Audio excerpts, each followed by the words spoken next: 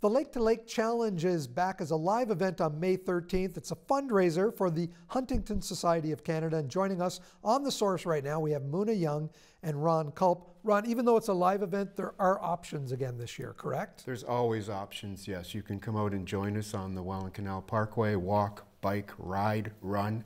You can walk in your own neighborhood if you're more comfortable doing that.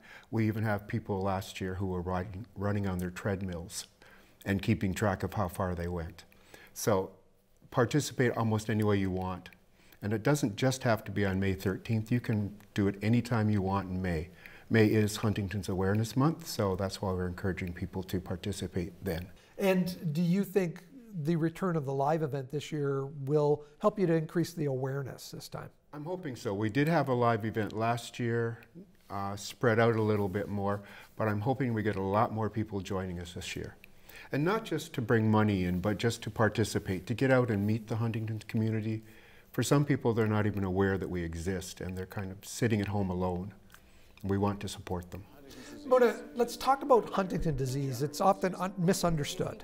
Yes, so Huntington's disease, which we commonly call HD, is a brain disorder that impacts a person's movement, emotion, and thinking. It's often described as having ALS, Parkinson's, schizophrenia, and Alzheimer's all at the same time. So it is quite the disease to inherit. Currently, there's no cure.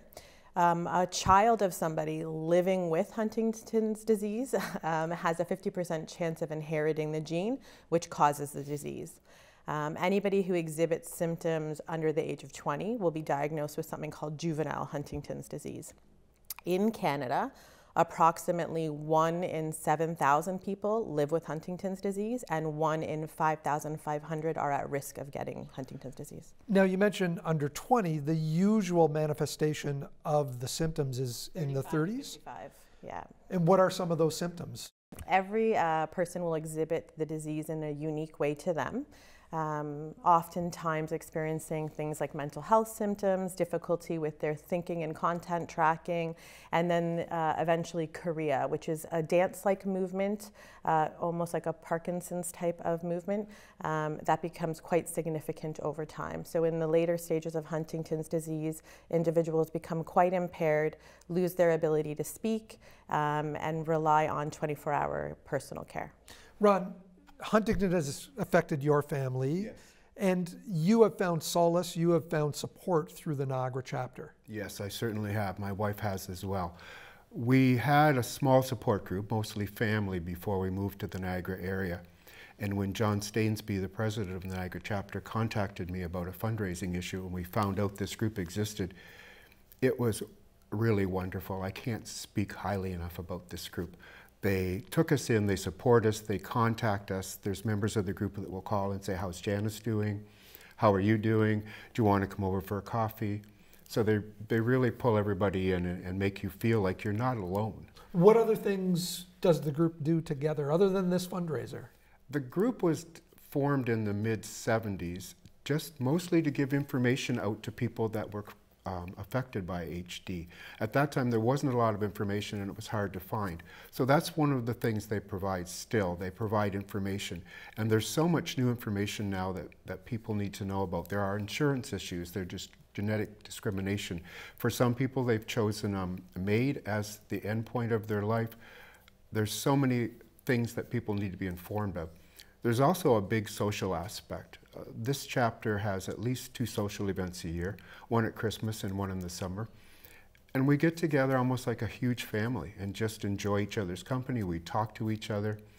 I'm also involved in a smaller group of caregivers who support each other and make me feel like I'm not alone in this. That's important. That's very important. So Muna, the national chapter, and I know you're part of the southeastern Ontario? Central Ontario. So Huntington Society of Canada is a not-for-profit organization, and our mission is to support and improve the lives of people impacted by Huntington's disease. We've actually been around for 50 years this year, and so my role as a resource center director covering all of Central Ontario.